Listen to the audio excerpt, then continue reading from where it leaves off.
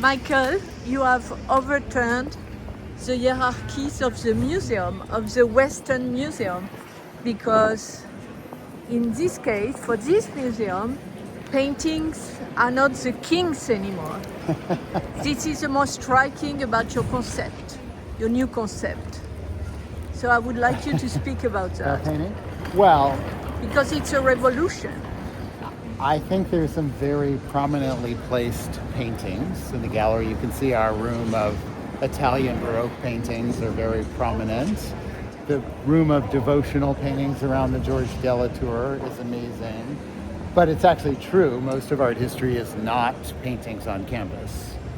Most of art history is cloth and textiles, which were for most of time the most valuable objects of craft and art, tapestries, all kinds of textiles, and then ceramics, right? In the earth of ceramics is so much of our culture, ancient American culture. Look at the Greek amphoras. And of course you have stone, which you can see in so many ancient cultures in stone. South Asia, we have beautiful Roman copies of Greek sculptures. And then things like wood. There's a very beautiful African Bamana, mother and child, which is one of the oldest wood sculptures. But all that was ever like that, and you decided to overturn the hierarchy. I don't know if it's overturning or being more truthful.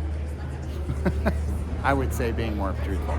The thing is that because museums emerged in the 18th and 19th century in Europe, they emerged in the bias for painting, right? That was the time of picture galleries.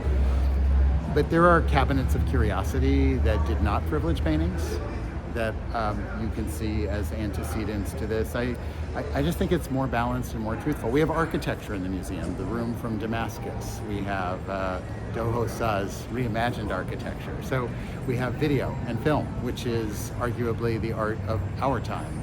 And so what do you do about the white cube?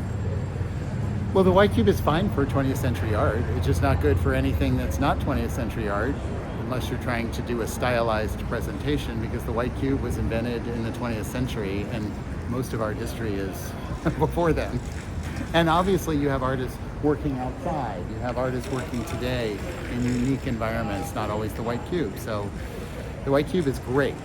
We have just as much space at LACMA with white cube, sheetrock, Renzo piano, and it's really not about one being a better space, it's about having different spaces. And in terms of hierarchy, you don't make a difference between decorative art and art?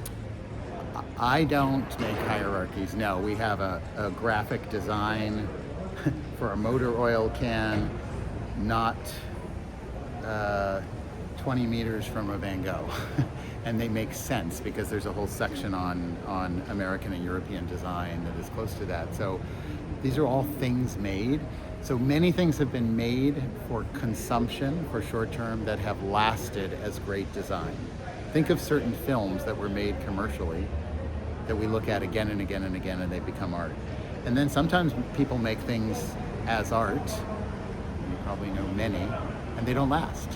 So I think it's very hard to say that your intention for making something is what makes it valuable forever. And you have to remember, so many things in this museum were not made as art. They were made for ritual, they were made for use. And that is the origins of art. That's not different from it. So your museum is a revolution?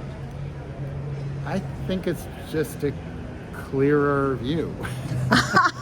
This is even more pretentious. No, I mean just of the clearer view is just also for the curators, it's also that it's changeable. So one of the key things, and this is really important to me, is we're not saying here's a model, but our model is better. What we're saying is here's a model that was made at a particular time for good reason, and here's a platform for change and study and investigation and experimentation. So it's not, I think it's the opposite of arrogant, is we're not even sure if this is the right way. We're we're doing it through iterative design and discussion and ongoing work. What I think is really true is that there are many ways to present art history, not one, not two. And you are but not many. afraid that, and you, last question, you are not afraid that a visitor can be lost? I hope that there's a little lost, because I learned this from the artist Robert Irwin, who I worked with to design Dia Beacon. By making a choice as a visitor, go left, go right. It's like Central Park when Frederick Law Olmsted designed Central Park. You're supposed to get a little lost. You're supposed to see a fork in the road, and you go left or right. It's a different journey. You'll end up in the same place, like life. Merci, monsieur.